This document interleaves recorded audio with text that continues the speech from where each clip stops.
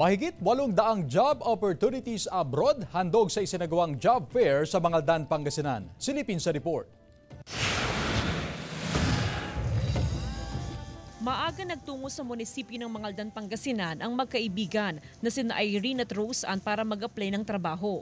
Cleaner sa ibang bansa ang target na mapasukan ng magkaibigan. Malaking bagay para sa kanilang special recruitment activity o job fair na isinagawa sa bayan. Malaking bagay po, makakatipid na rin sa pamasahe. Malaking tulong din po para hindi na bumiyahe sa Manila. Kabuang 856 job opportunities ang handog ng LGU at PESO sa mga job seekers sa bayan.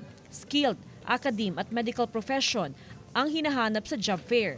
Mga trabaho na higit na kailangan ngayon sa Oman, Malaysia, Thailand, Kuwait at Germany. Quarterly, nagkakandak tayo ng mga jobs fair. So ngayong umaga, special sabi natin kasi more than 800 job opportunities abroad ang ibinibigay natin sa kanila.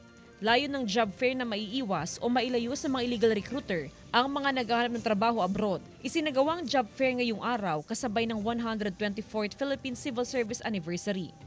Kasama si Daryl Peralta, Jasmine Gabriel Gulban, One North Central Luzon.